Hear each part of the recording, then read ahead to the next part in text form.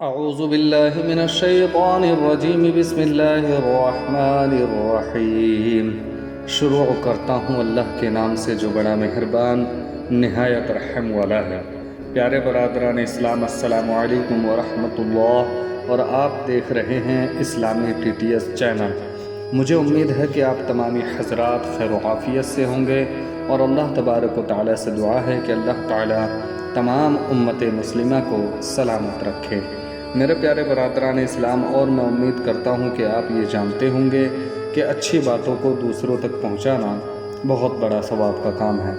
اگر آپ جانتے ہیں اور ہمارے اس ثواب کے کام میں شرکت کرنا چاہتے ہیں تو ہماری ویڈیو کی تھوڑی سی بھی باتیں آپ کو اگر کہیں سے بھی اچھی لگتی ہیں تو ثواب کی نیت سے ویڈیو کو دوسروں تک شیئر ضرور کر دینا، اور چینل پر نئے آئے ہیں اور اسی طرح کی ویڈیو دیکھنا پسند کرتے ہیں تو ہمارے چینل کو سبسکرائب کر لینا اور ساتھ میں بیل آئیکن والے بٹن کو بھی پریس کر دینا، تاکہ ہماری اچھی آنے والی ویڈیو آپ تک پہنچ سکے اور آپ دین اور اسلام کی باتیں سن کر اپنے ایمان میں اضافہ کر سکیں۔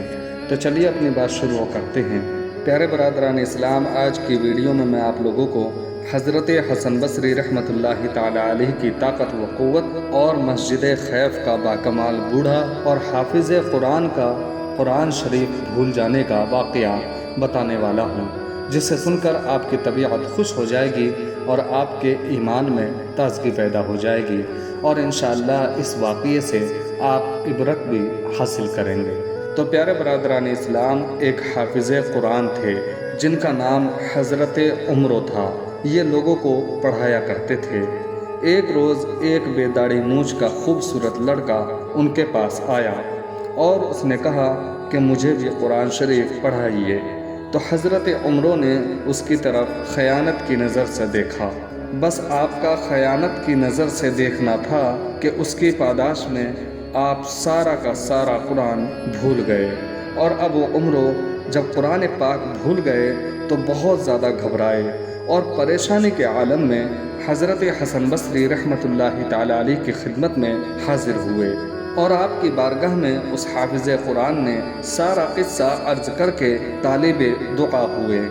حضرت حسن بصری رحمۃ اللہ تعالیٰ علیہ نے فرمایا کہ تم ایک کام کرو کہ حج کا زمانہ قریب ہے، جاؤ جا کر حج کر لو، اور جب حج کر چکو تو مسجد خیف میں جانا۔ جب وہاں تم جاؤ گے تو ایک بوڑھے شخص تمہیں ملیں گے جو محراب میں بیٹھے ہوں گے۔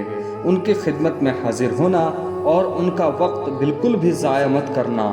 جب وہ اپنے وظائف سے فارغ ہو جائیں تو اس وقت اپنی عرض پیش کرنا اور ان سے دعا کے لیے کہنا۔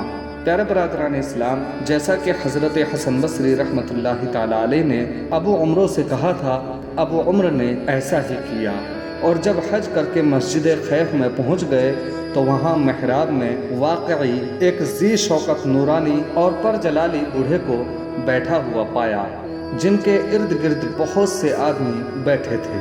پیارے برادران اسلام، پھر یہ بھی ان آدمیوں میں بیٹھ گئے۔ تھوڑی دیر گزری تو ایک بزرگ سفید اور پاکیزہ لباس پہنے ہوئے وہاں آئے۔ لوگ ان کے سامنے گئے اور سلام کیا، اور پھر آپس میں بات چیت کرتے رہے، اور جب نماز کا وقت آیا تو وہ بزرگ چلے گئے اور لوگ بھی ان کے ہمراہ چلے گئے، اور بوڑھے بزرگ تنہا وہاں رہ گئے۔ ابو عمرو آگے بڑھے اور ان کو پھر سلام عرض کر کے حافظ قرآن نے سارا قصہ بیان کر دیا، اور روتے ہوئے عرض کیا کہ میری فریاد کو پہنچیے اور میری چھینی ہوئی دولت حفظ قرآن مجھے واپس دلائیے۔ پیارے برادران اسلام، سب سے پہلے تو وہ بوڑھے شخص اس کی یہ باتیں سن کر بہت زیادہ غمناک ہوئے، اور پھر آپ نے آسمان کی طرف نظر کی۔ ابھی انہوں نے نظر نیچے نہ کی تھی کہ ابو عمرو پر سارا قرآن پھر سے کشف ہو گیا، اور ابو عمرو خوشی کے مارے ان کے قدموں میں گر گئے۔ جب وہ حافظ قرآن اپنے کام سے فارغ ہوا، اسے اس کا چھینا ہوا قرآن مل گیا، تو وہ بوڑھے بزرگ پوچھنے لگے کہ تجھے میرا پتہ کس نے بتایا تھا؟ تو ابو عمرو نے جواب دیا کہ مجھے آپ کا پتہ حضرت حسن بصری نے دیا تھا۔ پیارے برادران اسلام، پھر وہ بزرگ بولے کہ حسن بصری نے مجھے رسوا کیا اور ہمارا پردہ فاش کیا، اب ہم اس کو رسوا کریں گے اور اس کا پردہ فاش کریں گے۔ پھر فرمایا کہ تم نے اس بزرگ کو دیکھا جو ظہر کی نماز سے پہلے یہاں آئے تھے، جن کا سفید اور پاکیزہ لباس تھا، اور جو سب سے پہلے یہاں سے چلے گئے تھے؟ تو ابو عمرو نے کہا کہ ہاں دیکھا تھا۔ تو بزرگ نے فرمایا کہ وہ حسن بصری ہی تھے، ہر روز نماز ظہر بصرہ میں پڑھ کر یہاں آتے ہیں اور ہم سے بات چیت کرتے ہیں، اور دوسری نماز کے وقت بصرہ چلے جاتے ہیں۔